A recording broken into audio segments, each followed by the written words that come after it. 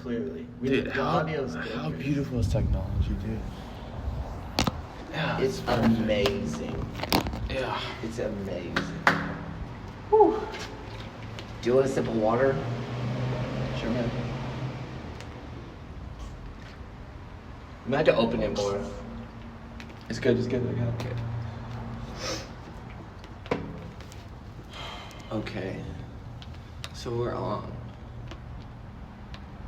I don't think about it like that. But I just pretend like it's not there.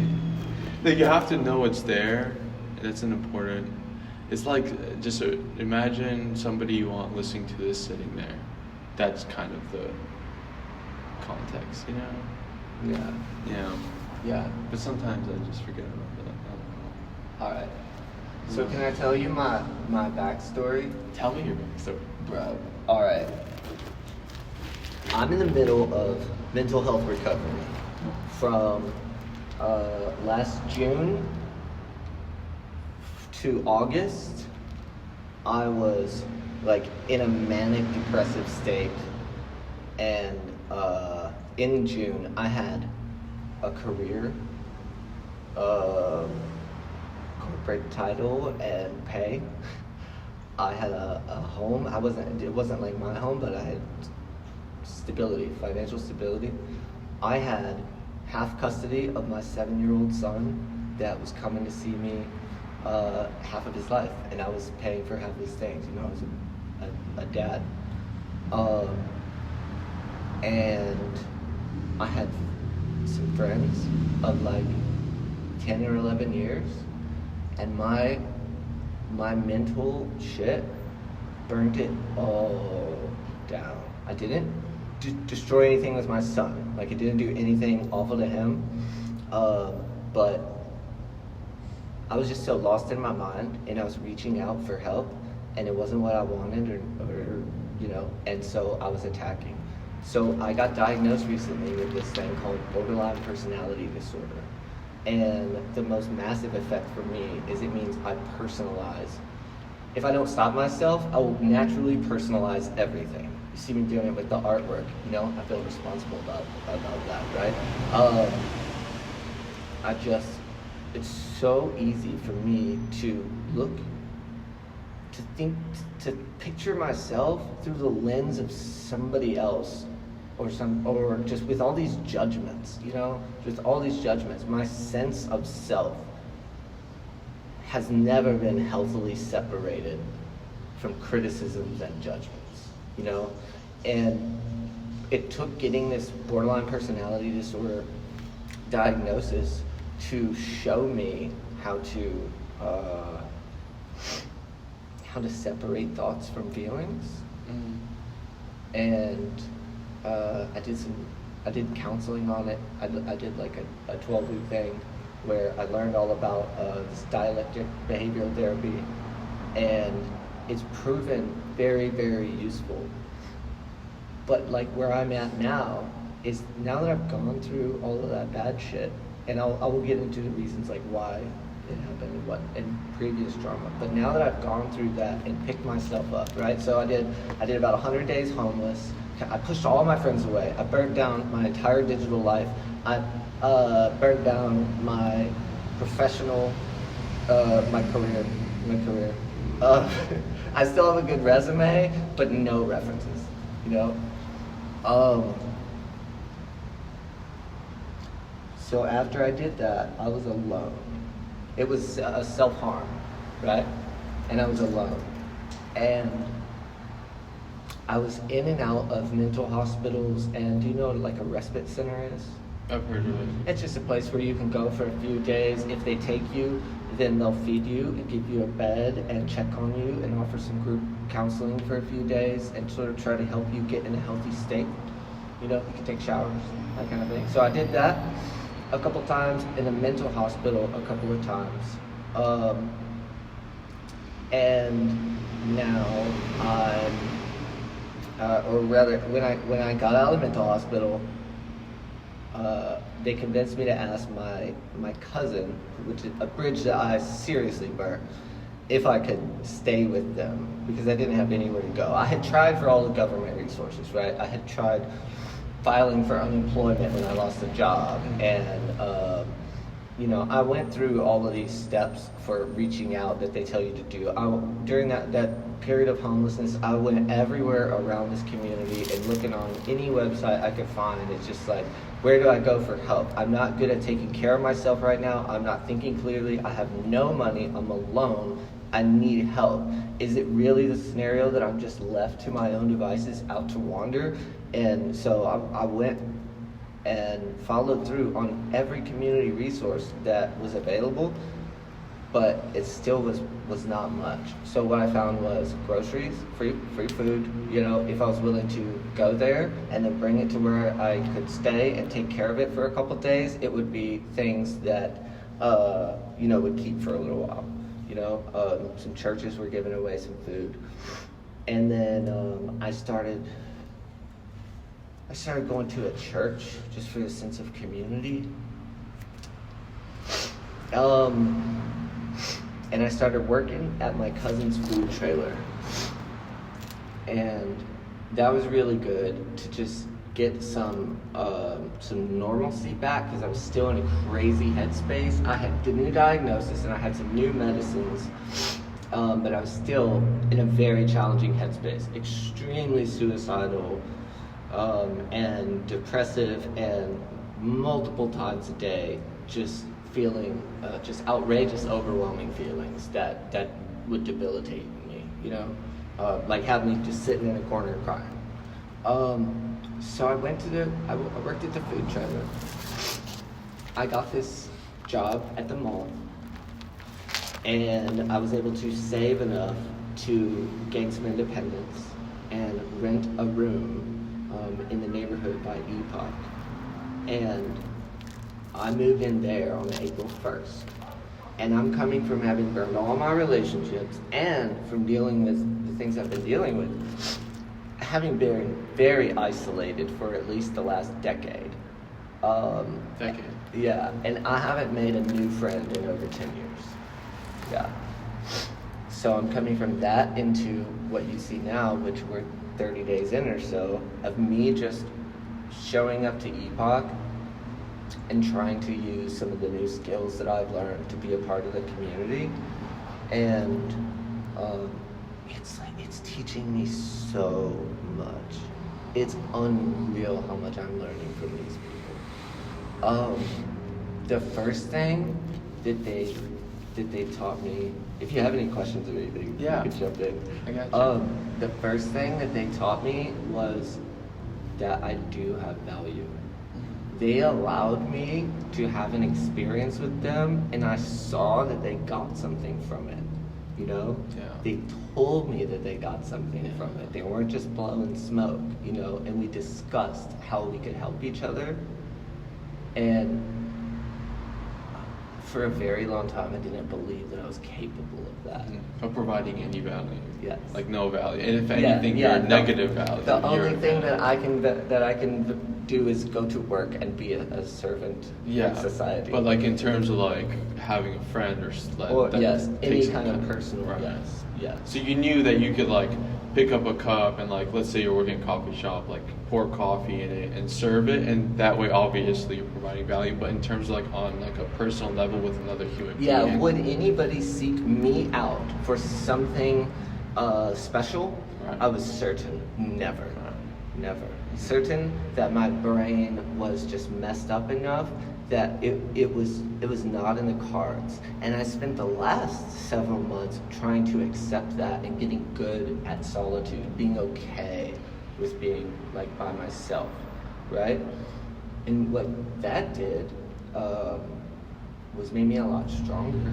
Your sense of self, maybe, good. Like your understanding of self and sense of self. Yeah, actually, that's growing so much. I want to talk about the people at Epoch. So, like, the first thing is they're teaching me that I have value.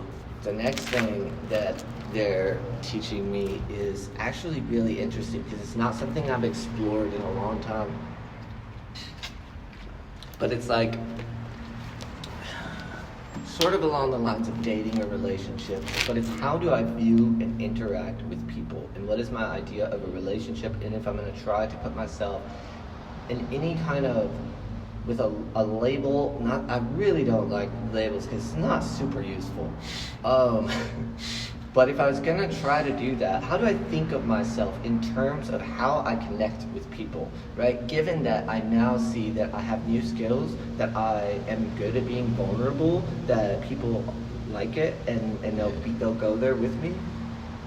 I lost my train of thought. You were just talking about how the second reason why people at Epoch taught you, and it was something about Okay. Yeah.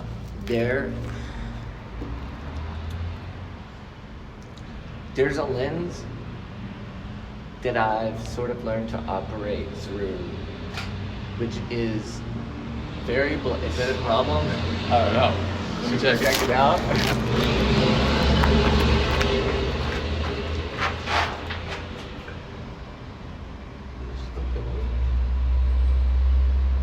You think you just focused? Okay. What do you think? Oh, I think you have to start a new video or something. Okay. Yeah, I think we're good. All right. So there's a lens that I've learned to look through. Do you want a cigarette? Sure, man. Let's go. There's a lens that I've learned to Thank look you. through to be able to operate, right? So I have all these crazy thoughts and ideas, and we're about to get into where that came from. All right.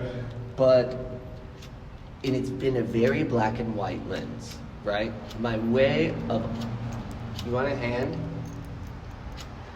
There's like no wind on this side. Well, Crowd out. oh yeah. Thanks, bro. Yeah. You were saying? My lens is what is it? What am I trying to say? Black and white, opposites, polar, a polarizing lens, right? Good versus bad, right? Tons of judgments, right? But that was the way that I learned how to operate, right? Maybe from your parents or when you're just instilled into. And now I'm seeing that I have the ability to adjust my lens, like really adjust it. Oh. And like a perfect example is we're hanging out at Epoch, and one of the people that works there has concerns about us making sure that we're respecting the establishment, that we're following guidelines and rules, right? But the way that it was presented was not like that. And even when I'm explaining it right now, this is the thing, that first way that I just explained it is the thing I'm trying to unlearn, because I want to learn it this other way. And he's like, think of Epoch as an entity, right? And it's a give and take. And we're not trying to create rules or rigidity. We're just trying to help it be like balanced, right? And feed it love. Right. You know? Maybe positivity. Yeah. What love is positive, but that's a deeper. Yeah. To just like think of, I've noticed myself more lately wanting to have less judgments, make less judgments about just people and their things, intent and yeah. what I think is going on in their head and the reason they do things and why the world is this way. I want to have less judgments. And part of that is trying to focus on. Oh, you don't want it? No, I don't want it. Yeah. Part of that is just Go calm. How you decline this shit? Okay, okay. Yeah. part of that is to. Pardon me. Sorry about the interruptions, but I'm locked in. You're fine. Wow. You're fine. Yeah. We're just chilling. Yeah. Which is a good cigarette, dude. I don't know why, but I haven't enjoyed a cigarette like this for a long time. But if I want to finish the thought really quick. Yeah, finish it now. Part of the lens adjustment is to appreciate whatever experience I'm having, without trying to make judgments about it, right? Without trying to say, this is what it will be like in the future. Without letting my anxiety focus my thoughts about any given idea or person or place or whatever. You know what I mean? Can I add to that? Yes. So I had a very similar experience with Epoch, strikingly similar. And I feel like, I'm sure there's a billion things people get out of it, but I think this is a big one for people like you and me that have had those corporate jobs.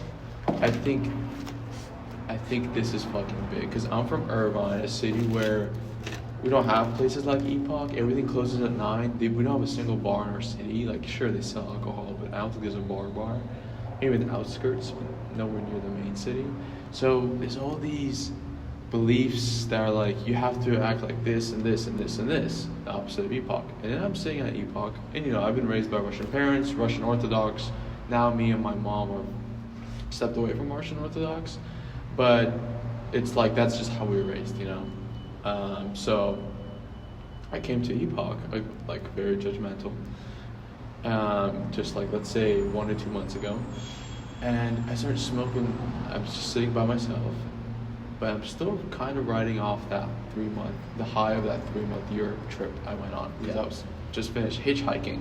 And I was like, I want to share this with this community, because I don't think they're going to judge me.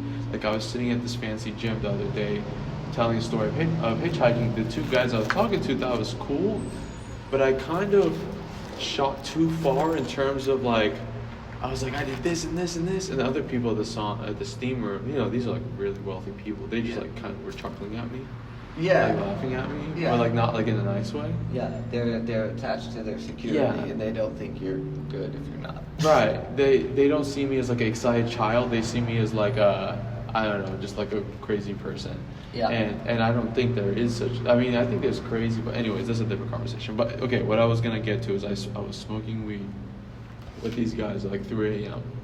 Don't usually stay up that late, but I was, and I was just sitting by myself. Then this young kid came and I think started asking me questions. He was a high schooler, and he was a really dope kid.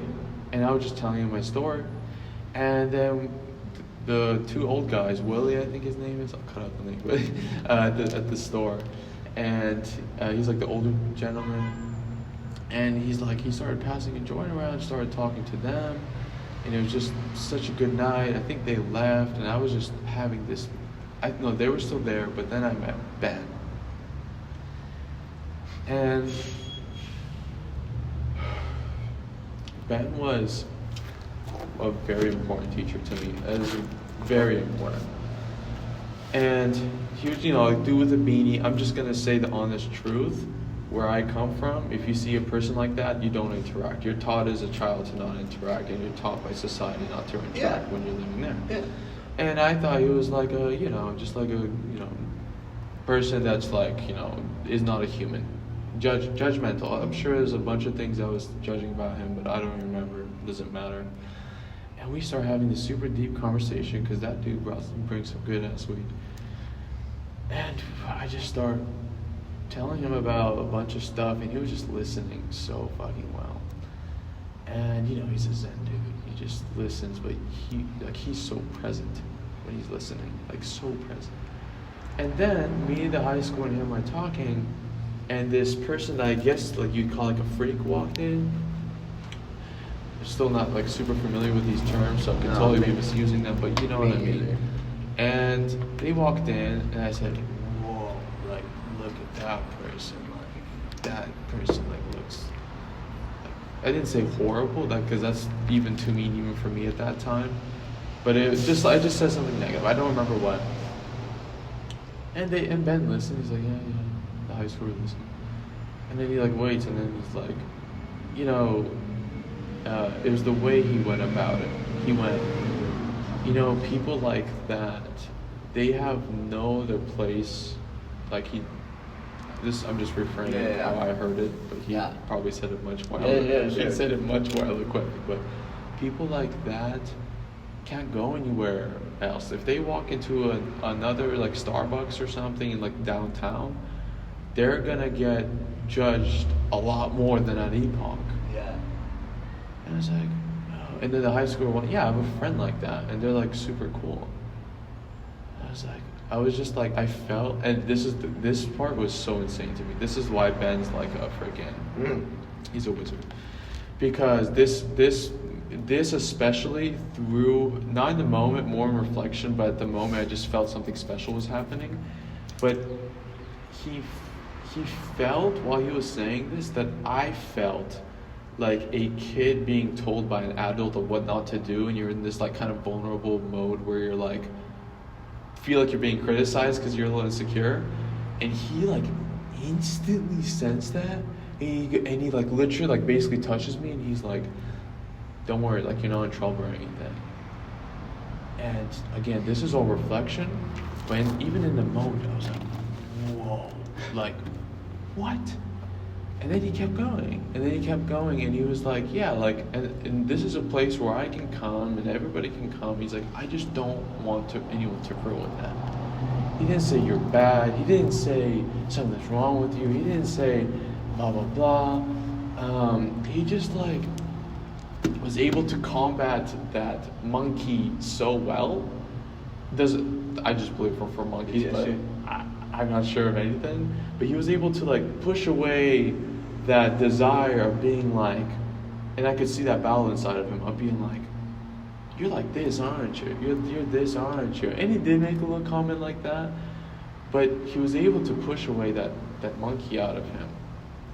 However he does it through his meditation with the practice, and able to just like, I don't know, just talk to me again, like another. He was like in touch with your experience at the moment. And he was able to put away all this stuff. Yeah. Which is It's so incredibly special. hard to do. Yeah. And I just went home, and I called my mom the next day. I told you that. And I was like, Mom, teachers just come to you in like the most unexpected ways. You just like gotta be open for it. And that has changed everything, dude. That has literally changed everything, because where I come from, that person would have had the cops called them and kicked out. It just changed everything, man. Yeah. So I was just really, because that sounds similar to what you're Yes. telling me. Yes. Yeah. The community there, the place of acceptance, the acceptance. And you know, during like that poet I told you, like Patti Smith and like Janis Joplin and Hendrix and Dylan, they'd hang out at this place called the Chelsea Hotel, which was in New York, and it was where all the artists would go, and all the beatnik poets, all the beatnik filmers, they would just stay in that hotel. And Andy Warhol was across the street with his restaurant that he would always hang out at, and he had all those people there, and they'd intermingle, the drag queens, the whatever you would like whatever you want to call them. They were all artists were hanging out there, and even not artists, but people that were open to that, people who were honestly at that time were doing either a drug of some sort to get to that place, or they were like, just open, whatever happened to them. They're just artists. Mm-hmm.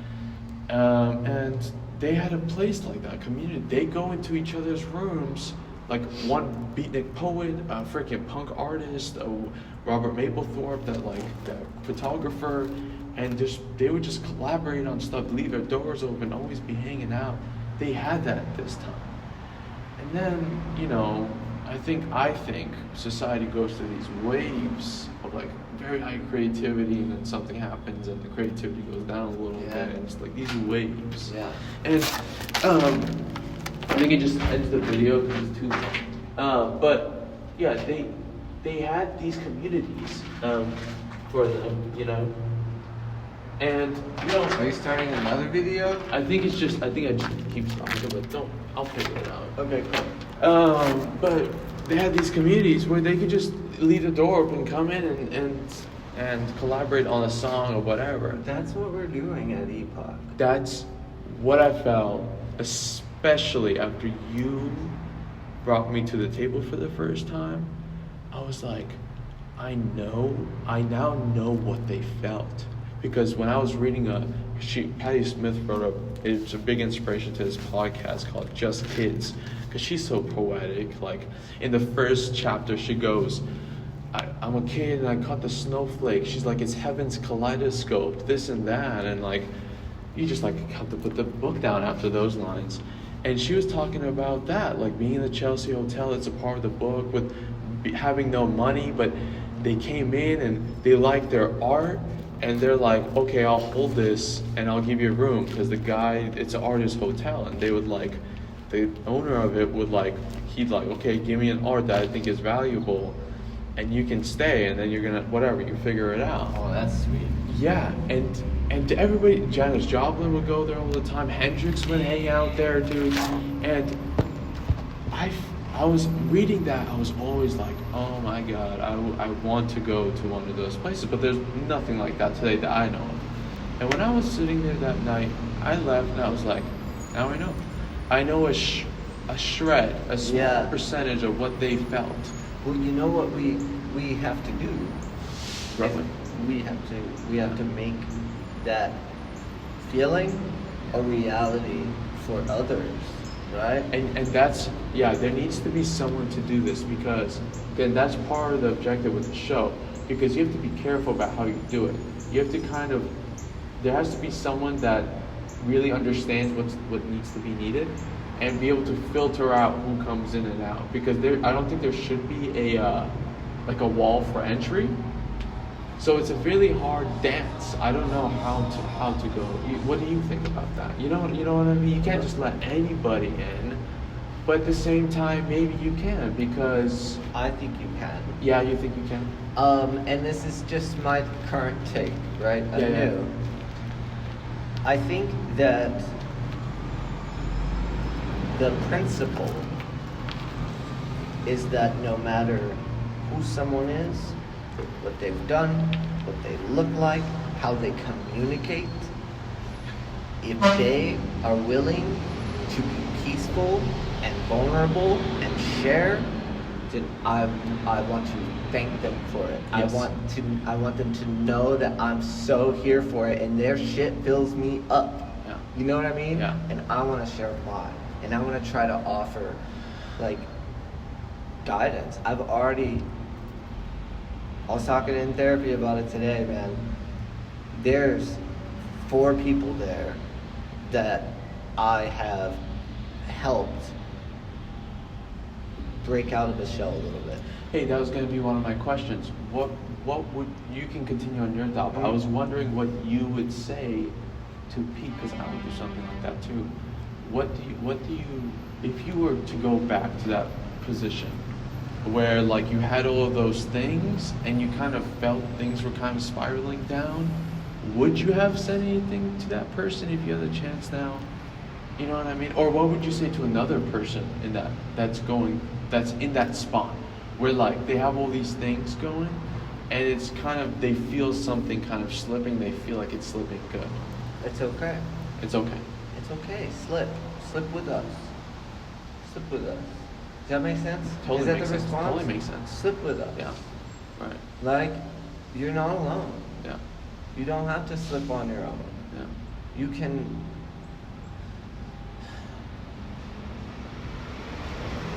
connect in whatever state you're in. It's so hard. It's so hard. I think one of the hardest things that I've found that I'm dealing with, that other people are dealing with too, is just the fucking loneliness and the struggles of life, right? The shit is hard. Shit is really hard. And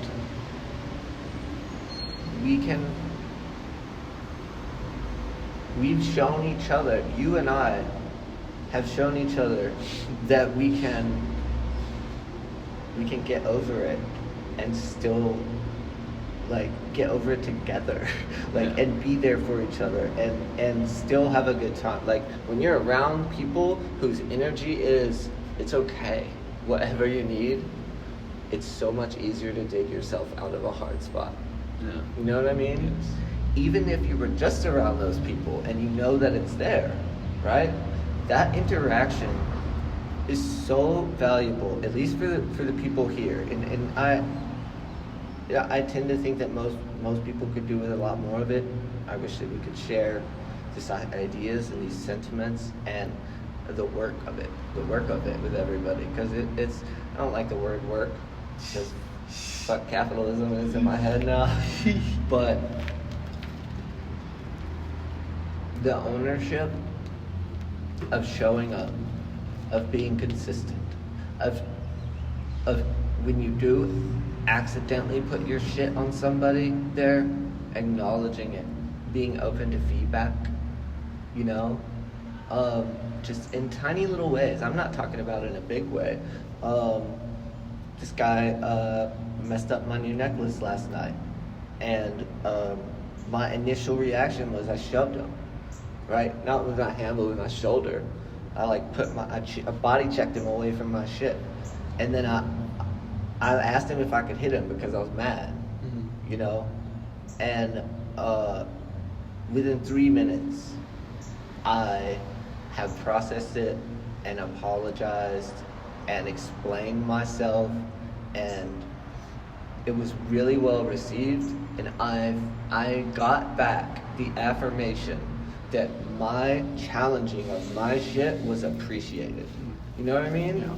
And like that little bit showing me that I can do that, and like how you're learning new things, you know, and the affirmation of if you're getting it, you know, that being acknowledged, like it's fucking awesome. It's fucking awesome. So you're at this place now where like you're looking at the people going into Epoch, and maybe the first go around you had the judgment. Do you feel free of it? I don't think I'm ever going to be completely free in my entire life. Mm-hmm. How I think about it is like I can get really close to 0%, but it'll always be like 0.1. You know, I feel like it's important.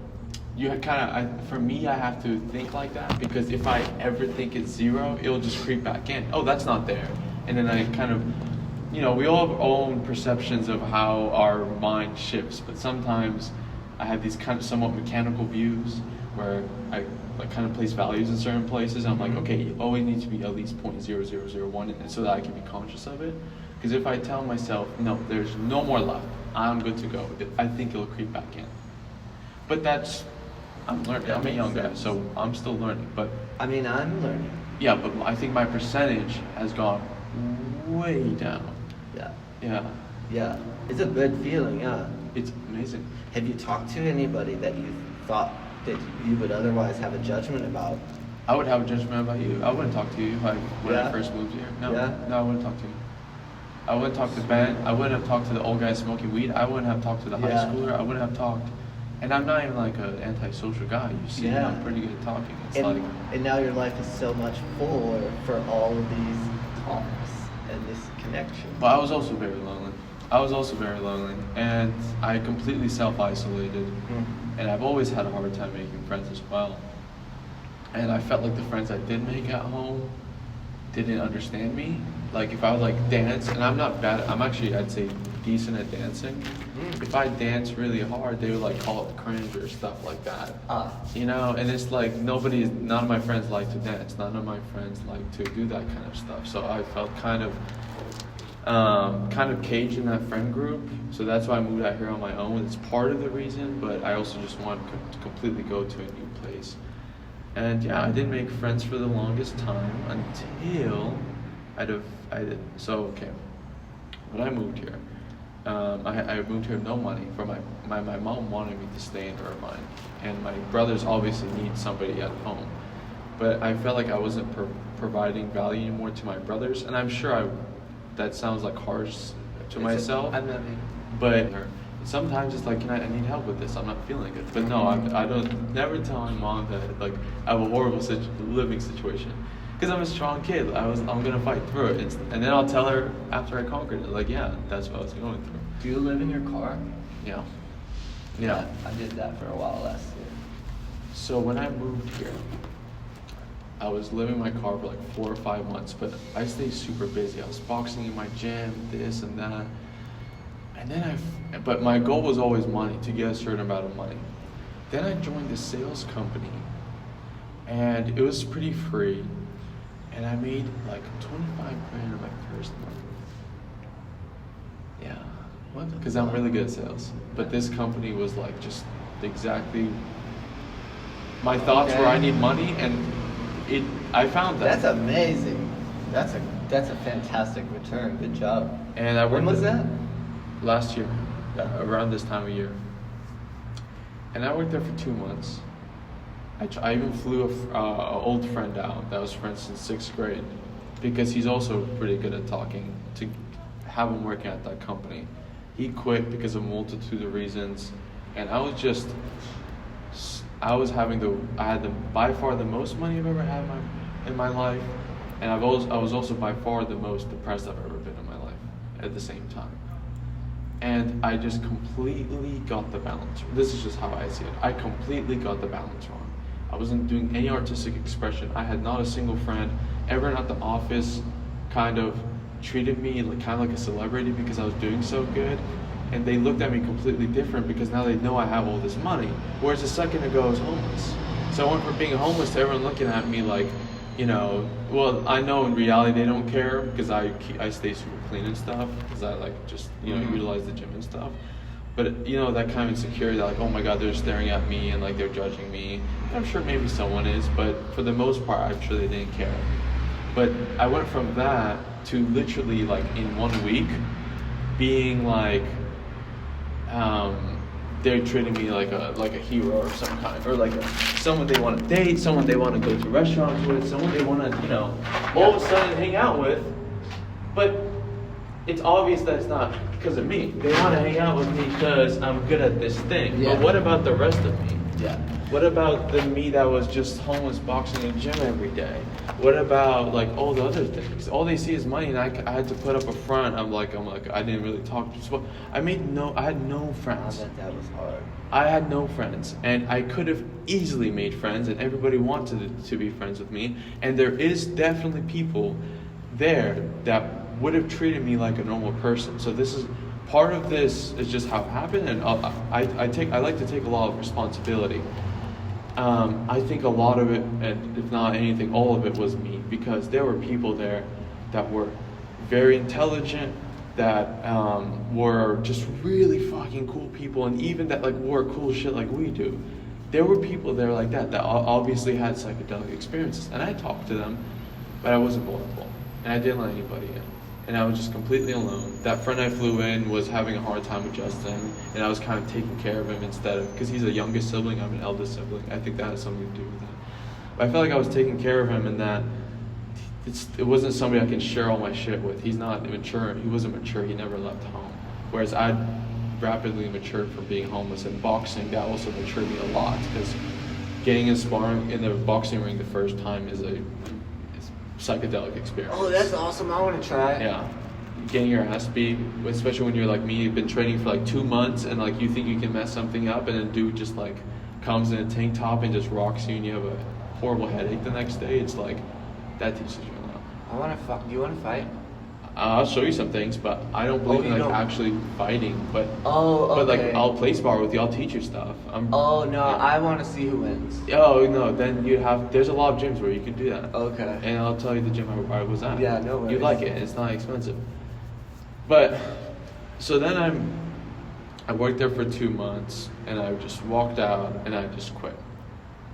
And I quit wrong too. I walked in, and instead of telling them that I lost value. I lost my belief in the product, which is really important to me, because I used to work for charities and stuff, and that even has their own things that I didn't really like. But I lost my belief in the product. And honestly, I was just, having a horrible time. And instead of telling them that, just telling them I need a break. Oh, I'm going through all these things, and they would have listened, and they would have not only listened, but they would have put me in the right place. They would have lifted me back up and learned something from it, and loved me, and we would have loved each other much more. And I would have, okay. and instead I just said, I feel a strong desire. No, okay, let me finish. I'm almost done. And then instead I just said, I'm rich now. Bye. That's literally what I said. Because it's party, ego, whatever it was. Sure. And then, like, now I'm trying to work there again, and they're like, dude, like, yeah, we offered you the job. We said come back anytime you want, but look how you quit. Yeah. Like, everybody knows how you quit. Yeah. Even though, like, I didn't talk to anybody, like, what did we tell them? Yeah. In your account, we didn't have people to, like, call them after. And so it's like, you kind of just, like, shit all over us, and now you, like, want us to welcome you with open arms. And even when I came to meet them again, I still had that ego. And yeah, so When yeah, was that? you were saying that was when I came back in to meet them. That was just like a month ago to work there again, and I might. Got it. And I might, but Okay. but what I'm talking about when I walked in and quit, that was almost exactly this time last year, and it was on the last day after 2 months, and I just walked in and said that. Yeah. Yeah. I want to try to help you just with the thought a little bit. You said I could have, or we could have, or whatever. There may have been potential for you to have a different kind of experience there, to have some growth and some connection. But it's not like you missed anything. It's not like you missed anything. You didn't miss anything. You had different experiences. Yeah. Like the idea that could have been, it's not very useful. You know what I mean? I so agree, and I don't regret anything. I just like got into that moment because I never like really told anybody, sure. and I feel it. It just came out, Yeah, you know. yeah, exactly. You felt it Yeah. instantly. You're good at that. But no, I believe in being here and focusing on tomorrow because that's also. You like tomorrow a bit, huh? I love tomorrow, but I also love here, like now. Maybe we can help each other because I'm not in touch with tomorrow. Yeah, I feel that. I'm only in touch with now. Yeah. I think it's nice to know the plan you make for your future, it's never going to come exactly right, but it's just nice to have one to kind of know where you're having kind of like a North Star. And that North Star changes places. It's not like the North Star, because the North Star is always there at North. But to have that ever-changing plan, that at least you kind of have some, it gives you kind of security. But not the kind of security that won't make you want to do anything. It's like a good it's like a healthy kind of security. For me, it's a healthy kind of security. Yeah. Because and then you have times in your life, like for whatever if you can ever afford traveling, where you don't think about tomorrow. You just enjoy the experience. Like in Europe, that's what I was doing. Thanks, man. In Europe, that's what I was doing. I had a good relationship with the Muse. You know what I mean by that? Like. And I think that's a great way to travel, to not think about tomorrow, to just worry about now, because you'll never see that person again. You can do it. You know how to do it? Light it with a cherry? No. Oh, put this one in your mouth. And just touch the cherry to it and inhale. Like, yeah, you're good. Did you get it lit all the way? No. Right. There. That was a big hit of tobacco. All right. I do want to share a little bit about my past, right? So I'm learning now. I learned last August that I had an abusive. I have trauma from being abused by my mother for my entire childhood, and I didn't know it before. But what I've learned, what hit me all at once back in like June, that broke me, was just feeling like, especially because since I had become a father, I had been feeling all these ideas, but I never like articulated them, and it fucking broke me. She was a lesbian, but had some long-term relationships, but she was really the only parent and the only consistent thing. Dad's not in the picture. This person was supposed to protect me, and I'm getting in touch with my pain right now, and it's okay to do it right now as long as I don't like dwell. Don't worry, man. This person was supposed to protect me. Yeah. Right? This person was supposed to care for me, was supposed to hug me, was supposed to help me feel like things would be okay, was supposed to teach me how to be stronger, how to like, care for myself, right? But instead,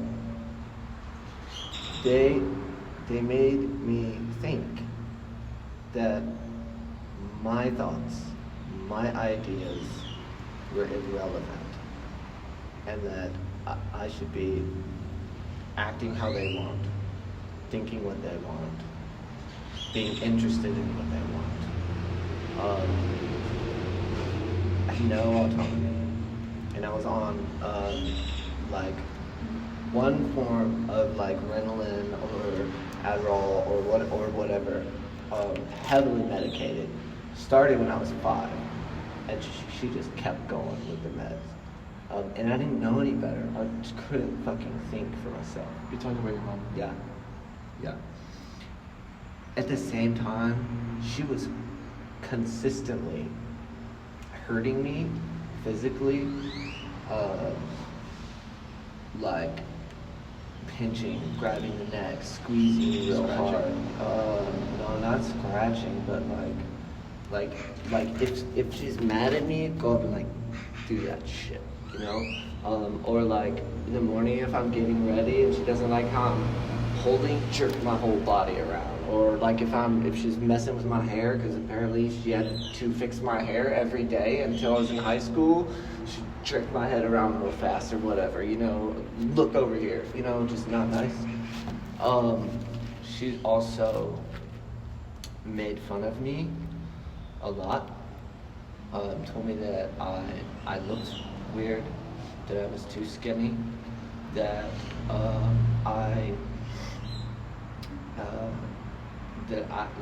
the way that I hold my mouth is wrong, that my posture is very bad, that I don't stand correctly, that I look goofy whenever I'm moving, that I look weird and strange. She made fun of me in groups of people, like, and got everybody to like laugh at me. Physically assaulted, called it spanking, but you know, and lots of kids had it, but there was that, and that's rough. But I got loads of spankings, you know, with like a heavy leather belt, so it's a whipping. She was mean. She wanted me to know and understand that my sister was the priority, and that, man, when I was in like 3rd grade, the counselor came and asked us, you know, how's your home life? Is there anything bad going on in your home? Like, do your parents hurt you? And I said yes. Right? Because I didn't know. I was just trying to answer a question. I didn't really know if it was a problem or not. I thought everybody's parents hurt them. And I said yes. And they called my mom. And when I got home, what my mother told me is that if they took my sister away because of me, she would kill me. And that was the fucking vibe. She told me, you know, plenty of terrible things, and did terrible. She wanted me to be tougher. She wanted me to stop flinching. So she kicked soccer balls at my head until I stopped flinching.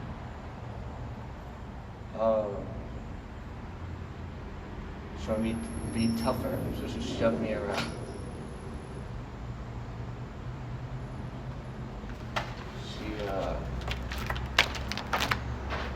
She told me she was happy before I was born, when I was like 9. That's the first time suicide or the thought of not existing occurred to me.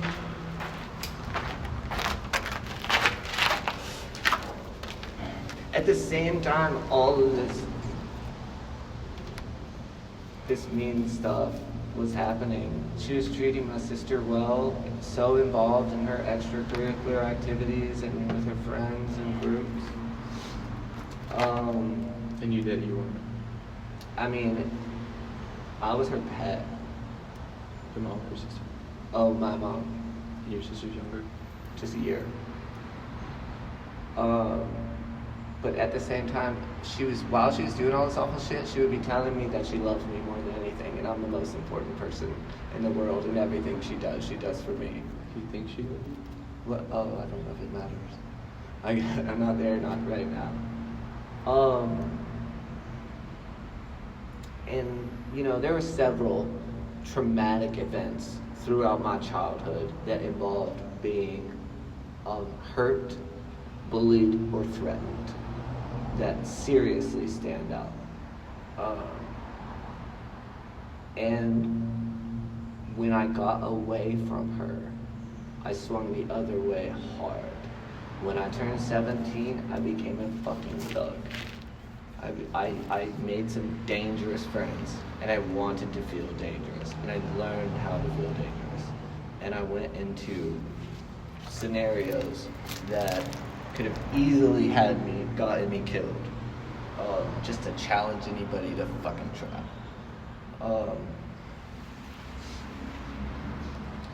And what's up, man? I'm just I was just heading home, man. I used to tell the kids about the cat scratch. Tell them what? The cat scratched you? Oh, I got you. Bro. I got you. So,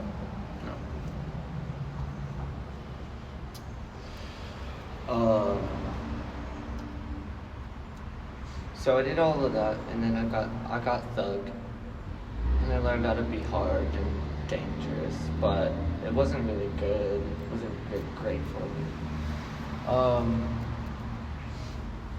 And then I sort of calmed down a little bit. And was able to get some good relationships and friendships, but I never, ever, until recently, had an idea about who I was. You know? That's fresh. And now, well, let's say my current mental state, based on all of that, one thing that I'm significantly working on right now is this lens, this tough guy thing. It's still within me. It's not, that's the wrong thing. I feel attacked, and then my defenses go up. And I want to make sure that I'm safe, right? So in order to do that, I need to make sure everyone around me knows that I will end their life if they fuck with me. And that's a very bad and dangerous, way to even get into for a moment, right? But I've been feeding it because there's a masochism in it, and I'm in touch with the pain, and part of it is creativity, and part of it is sexual and wanting to feel alive. But I also, it is my fucking responsibility to moderate it. If I told myself on the walk home last night so many times, bro, love yourself like you're loving others.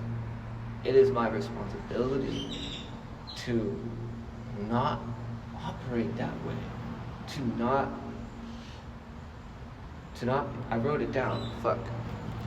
Oh, shit. Confrontation without danger. Confront, right? Stand your ground. Keep your boundaries. Inform others, fine. Don't do it in a dangerous way, right? People don't respond that well to that, and you're fucking up people's day when you're being dangerous. It's just a silly little example from last night. Me and Beck are walking across the street, and this car is coming. He's like, I don't think they're gonna stop. And it made me walk faster till I got in front of the car and walk slower and tell him well, before I did that, I was like, they're gonna stop. And assert dominance over a fucking, why? Why did I need to do that? It was just a defense mechanism. That's all. Yeah. And I tell myself that there's this powerful protector that I'm trying to be. And there is that. And I feel a desperate need to make sure people don't get hurt. I fucking hate it when people are getting bullied around me. I won't tolerate it. Or when somebody is taking advantage of somebody else, I will put myself in the way. I'll put myself in the way. But that's a mindset I need to break. Putting myself in the way is okay, but see how excited I was when I was talking about it?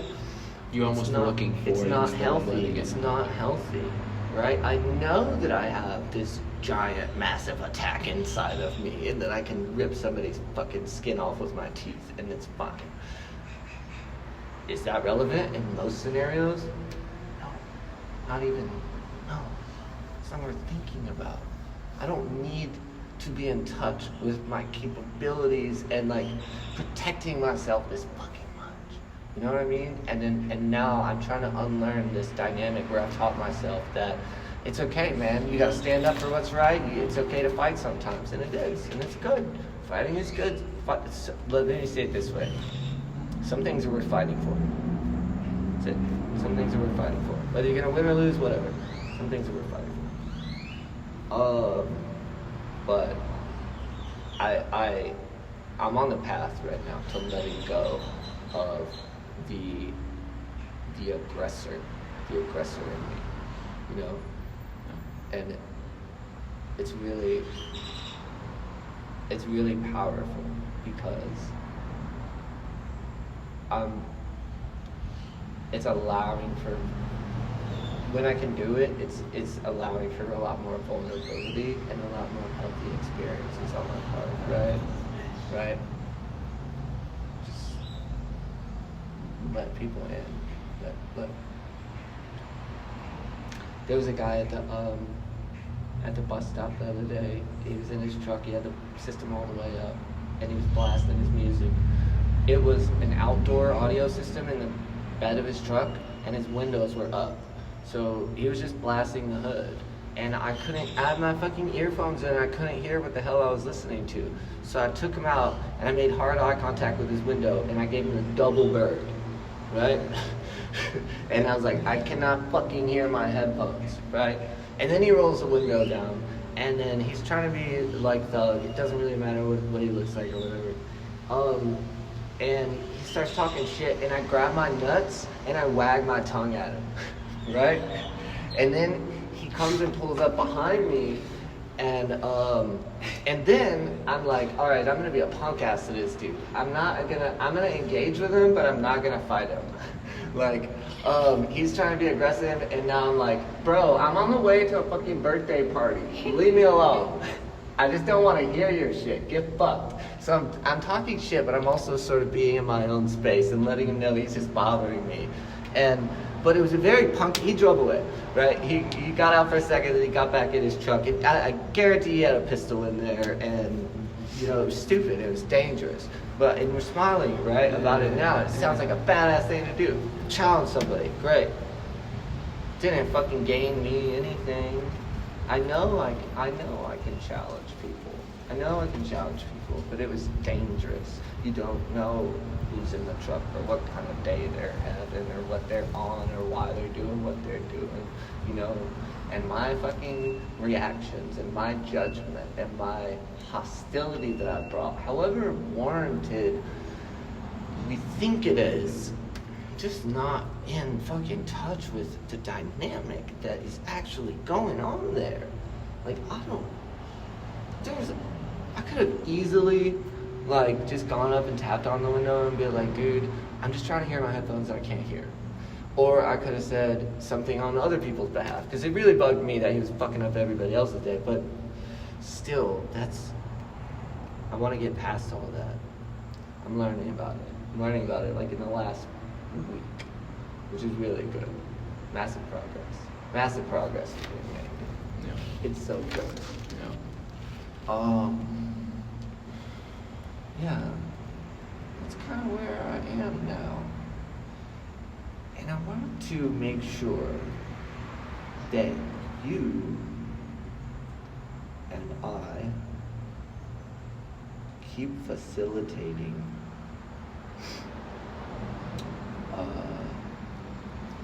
mental support for each other by virtue of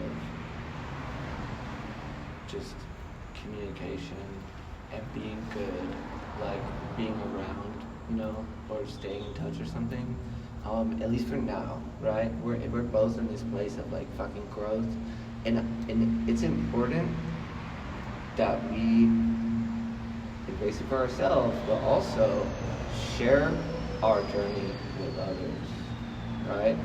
Let other people see where we fail, where our shortcomings are, right? Yeah. And I want to make sure that we stay focused on that. Are you down with that? So down. Yeah. Hell yeah. Yeah. So what else? Do you want to talk about your mom for a minute? No, I love her to bits. Okay. It's like, here, this is totally relates. That's like probably one of the biggest thing that homelessness taught me is if you keep being stuck in yesterday, and I'm still guilty of this all the time, but if you're stuck in yesterday, it takes away from today and tomorrow. Mm. And if you don't, and so if you want to survive, if you have this ambition to survive, Fire. yeah, if you Love have that fire in you, then you'll subconsciously, if you're healthy, because I keep myself very physically healthy, I think that's very important. If you do those two things, if you have that fire, however you get it, and are healthy physically, and that combination, I think helped me facilitate that process of slowly forgiving the past. And at the start, it came in the form of just playing sad music in my car alone in an empty parking lot that I sleep at, and just cranking it up and just bawling my eyes out, like just bawling and bawling and bawling, like, why did you do this to me? But I knew consciously at least that I'm gonna let myself do that, like let myself come out and then recover, like kind of come back, like kind of just now we're experiencing, whatever that's called. But I don't know you seem like you are better at naming it. I'm very happy, but it came from a place of instinct. I don't even know what it's called. And then my Persian buddy later started, even before, like teaching me all this stuff. He's like, I'm reading this book, and I was finishing this very intelligent, like spiritual guy's sentences. He's like, how did you know that? How did you know that? And he was calling me while I was in this place. And I didn't have to read to do it because I put myself in that struggle. Yeah. And it was either fucking die or just find some way to do it. And I started doing it that way. But that's one of just right now just thinking that homelessness completely, without that, if I stayed at home with my brothers, that would not have happened at that rate. Fuck no. It's so. Because I'm still there with her. I feel like you're at the right time. You're doing all that. Bro, you know how old I am? No. I'm 38. Yeah? Yeah. Dude, I'm not that guy that's like, oh, you look young. Like, I won't say that shit. I'll say that, but like, honestly, bro, you look like you're in your 20s. Sweet. So I'm so happy you're keeping your health good, because I'm a big believer in physical health. Like, I think that's a start to everything. Yeah. So, dude, I'm so happy you're staying healthy. But so all it means is that I have more experience. Yeah. I so wish I had this type of shit in my fucking 20s. Man, if I had Epoch in my 20s, damn. That's been a long time being isolated. Like I said, it's been 10 years since I've made a new friend. And the old ones ain't really friends anymore. They're acquaintances, Yeah. Can I share something with you? Yeah. So, my dad lives in a city called Hollywood. It's right next to Miami. Has a penthouse there. It's a penthouse, but it's not like one of those sky towers, but it's a penthouse. And he really takes pride that it's a penthouse. And I visit him sometimes. And I never use dating apps because I'm above that, all that shit. I'm saying what I was thinking before. Yeah, sure. But I met this girl on Tinder, and we got along really well, and we hung out. And our date went a little too well first night, you know what I mean, at the beach. Took her to the beach, it went too well. And the second date, it went just as well. But, no protection, and she's like, do it. And I'm like, yeah, okay. Yeah. Because she's like, I got handled. Then I fly back home. I think that's done. Oh shit. I don't block her, but I just ghost her, whatever. And it wasn't even whatever. And then I got home, and she calls me. Like, oh gosh, she's calling me. Okay, what's up? She's like, so I gotta tell you something.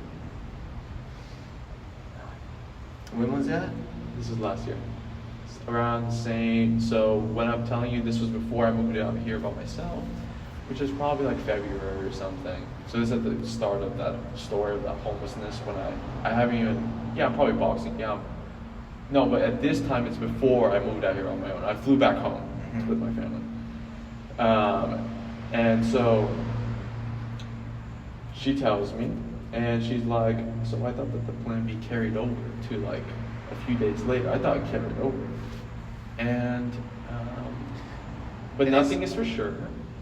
And, but I just want to tell you that I was in my ovulation phase, and my mom is really fertile. And I just wanted to let you know. Okay, her name's Karen. See you later. Well, let me know how it goes.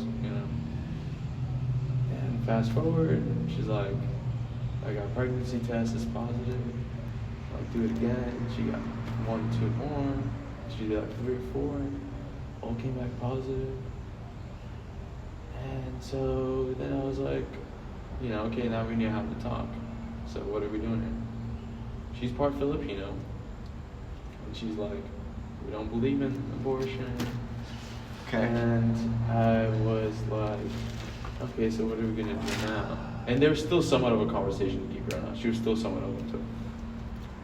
And I was like, I called I have an older stepbrother that lives by my dad. Right. And I told him the situation. Thanks, man. He said, dude, get an abortion. I'm like, yeah. She's like, it's nothing right now. Like, it's just cells right now. Like, yeah, okay. But I'm me. So I got on the phone, thought about it, probably didn't even sleep on it. Called her, had the conversation, and we both kind of knew it was wrong, but both said, okay, let's give this a shot. So we're doing long distance. I move out here, still talking to her. I even visit her. Flew over to her. Already she has a bit of a stomach. She visited me while I was homeless. I never told her I was homeless. We had a really nice Airbnb. Had a lovely 3 days. When was that? Again, last year. This is my first time being homeless. And at this point, I'm probably in the boxing gym. She got us a really nice Airbnb. We had the really good time, but there was a lot of things that I wasn't used to, that I didn't like about her, this and that. And it just overall was a good experience, but also implants in my head, like, dude, I'm not gonna be able to live with this girl. It dawned on me. And I was already very closed off, because again, this is before I had all this shit, so I was like couldn't be nearly as vulnerable as you and me right now. And, after like your first love, a lot of boys, they have a hard time, loving, at least for a while. Mm-hmm. So I was homeless, but I call her every night. I was a good long distance boyfriend, I'd say. But not good if you were to look in on it. But secretly, really I wasn't even being one bit vulnerable. Everything was logical, and she was pregnant. And she was coming to me with all the problems a pregnant woman has, all the hormones it does, this and that. And I do it, but logically. Because I was too scared to break up. And that's just how I handled it, is just being very logical with it. And I listened to her, but I always want to fix it. I always want to, whatever problem she has, instead of listening, I jump, and I still have to fight this instinct, but I want to fix it. She says something, okay, so you should do this and this, And I'd say this, I'd say it. And and then one day it happened. I said, it was late at night. I was like, I'm breaking up with She starts crying. She asks me something. I reply in the most like, I don't even know you anymore type of tone. She blocked me on everything. And that was the last time I spoke to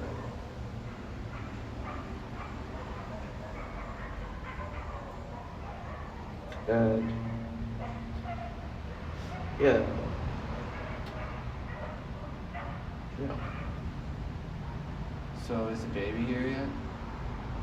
Probably born around my birthday time, June. Probably somewhere around there.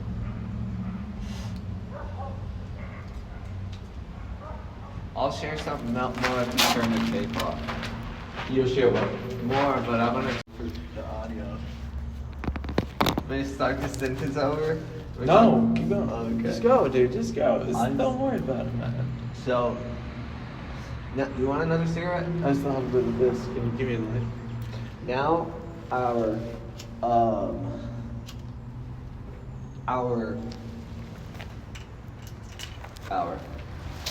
my goal is to be able to, at any time, tap into a meditative state. Meditation is the ultimate goal of existence because in a meditative state, you're able to think clearly. You're able to calm yourself and process and choose thoughts and present things to yourself with a clear mind, or at least right after you meditate. You know what I mean? Yeah. So the practice is first focus on the breath, calm yourself, focus on your senses. As thoughts arise, dismiss them. Mm-hmm. As they arise, dismiss them.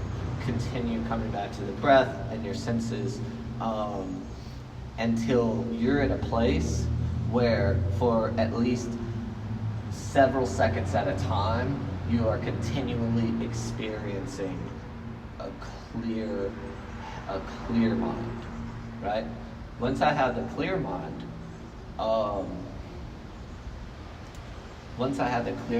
I usually go big with it. I like to envision myself alone out in space. I've done that. Yeah. I love that one. And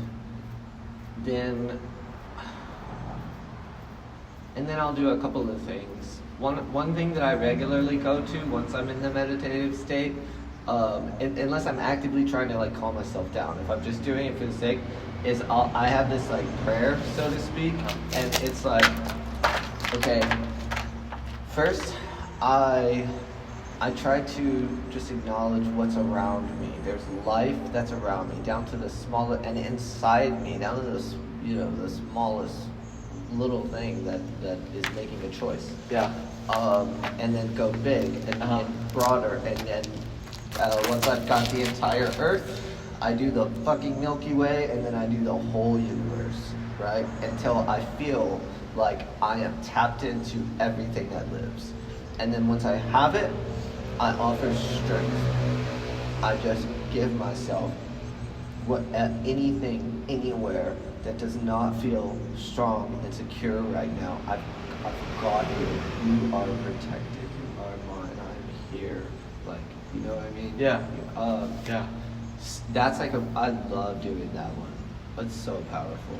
But the main point I was trying to make about meditation is that if you can get into a meditative state at any moment during those hard conversations, you know, or during a crazy experience, or during a protest, or whatever, or especially when shit, you know, feels very uncomfortable, you know,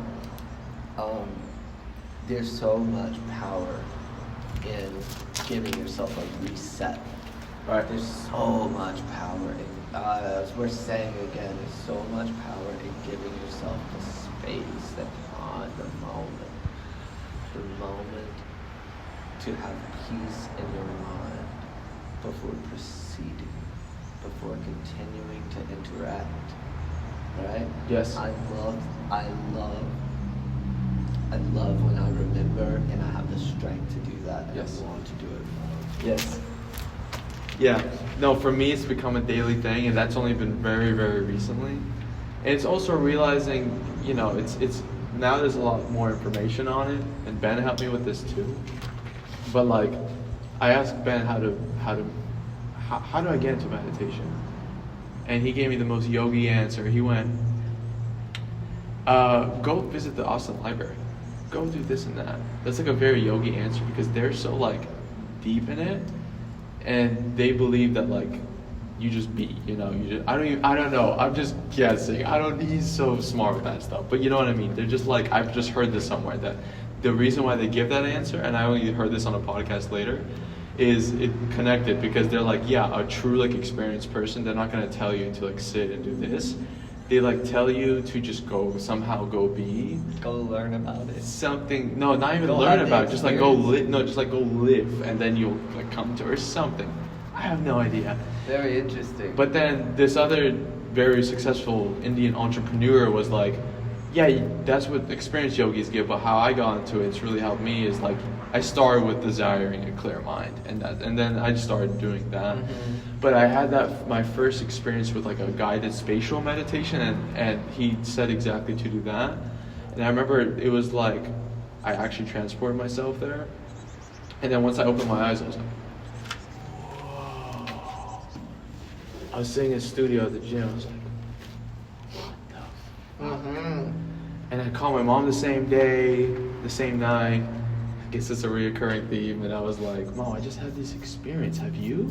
She's like, yeah, but I couldn't tell anyone, you know? Because like my friends are, you know, would think I'm going crazy.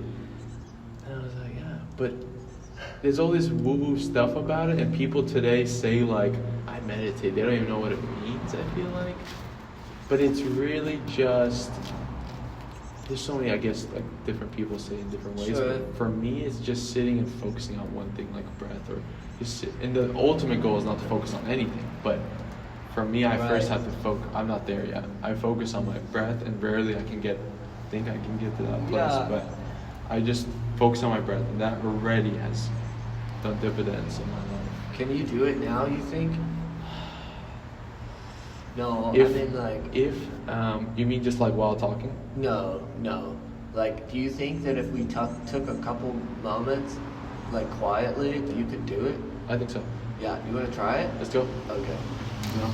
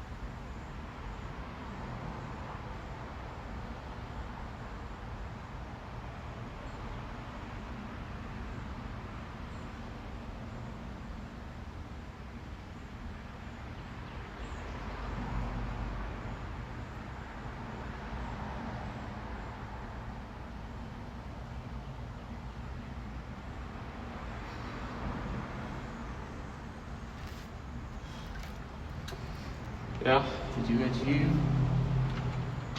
Well, achieve something, but not. I feel like I really need like an hour. But even that, I was able to.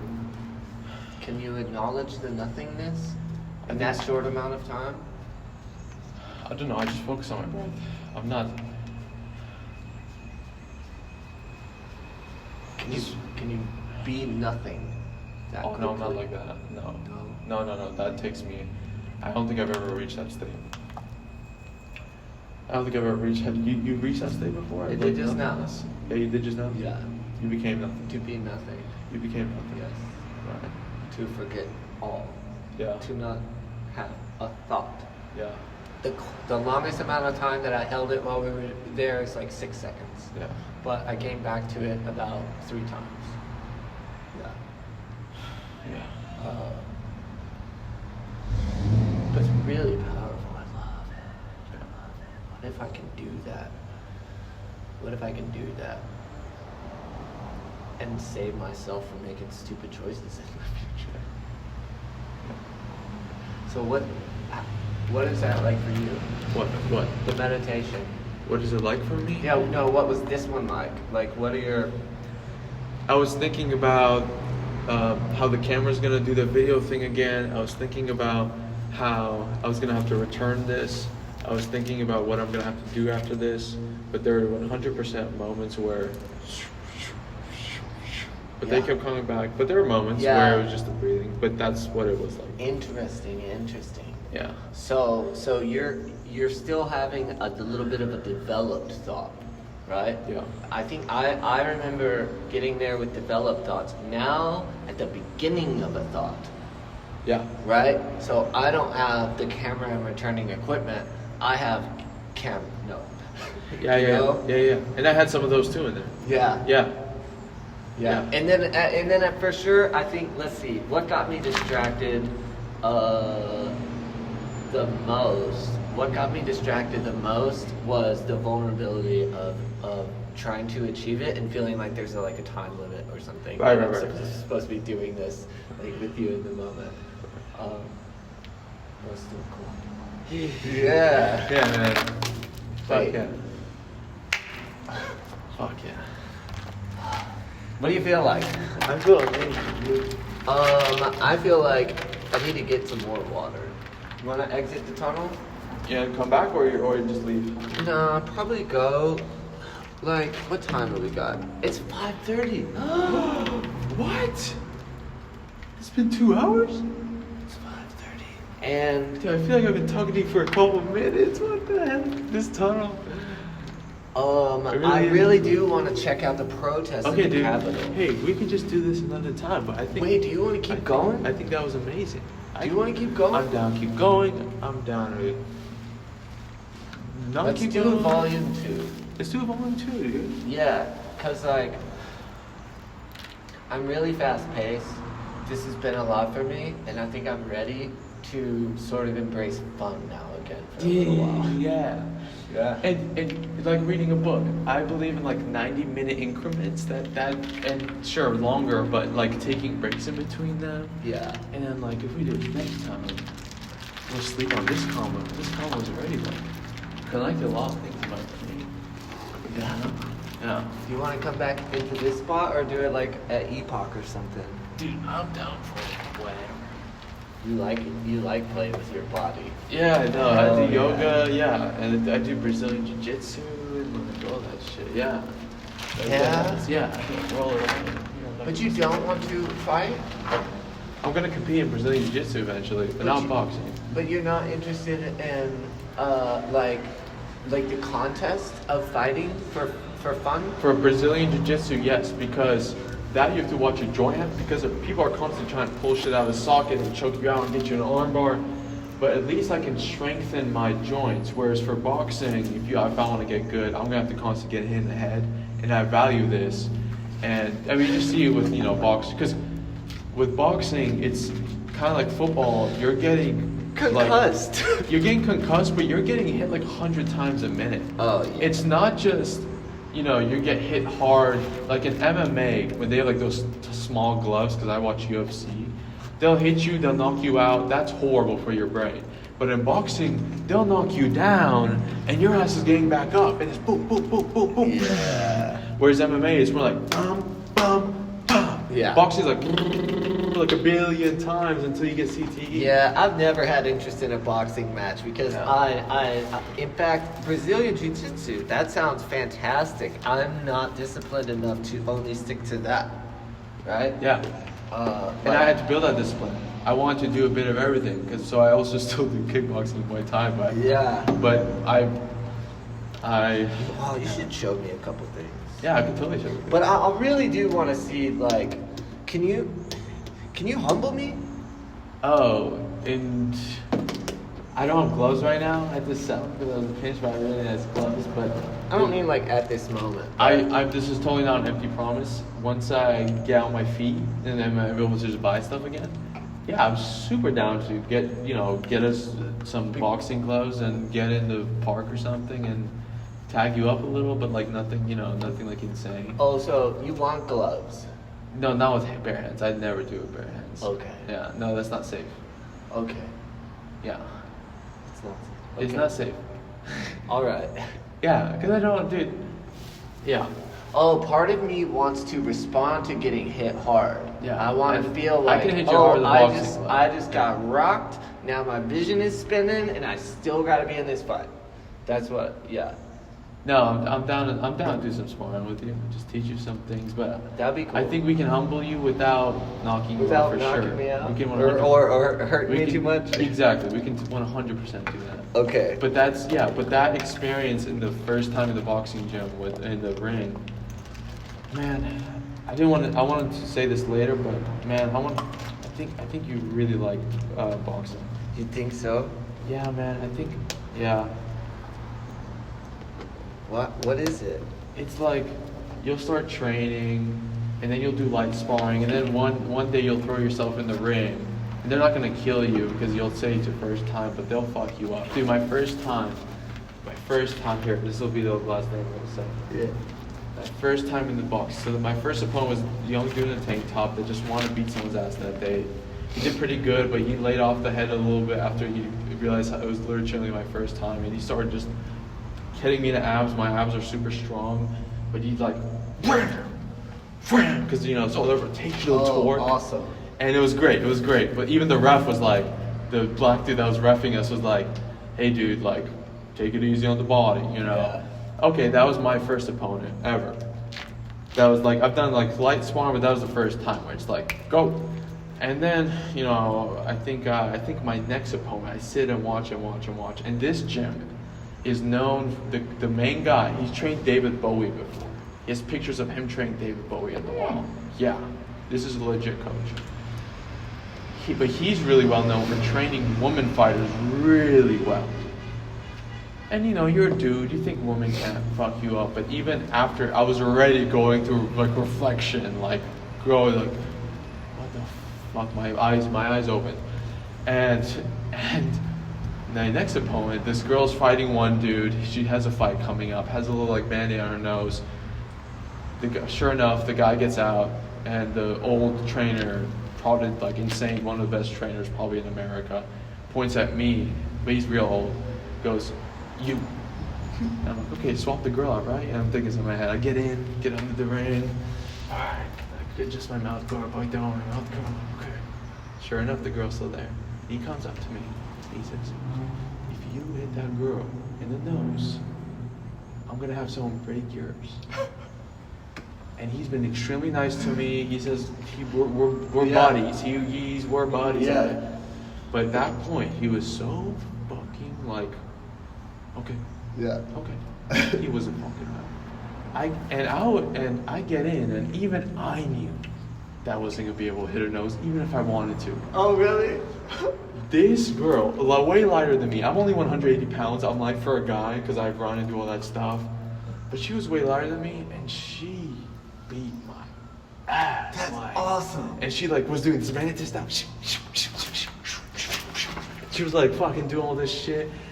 And she was just beating my fucking ass. And on top of that, I didn't want to hit a girl. So I'd be like, dang. I'd be like, she beat my ass. Because I also had that thing that like, I'm never going to hit a girl.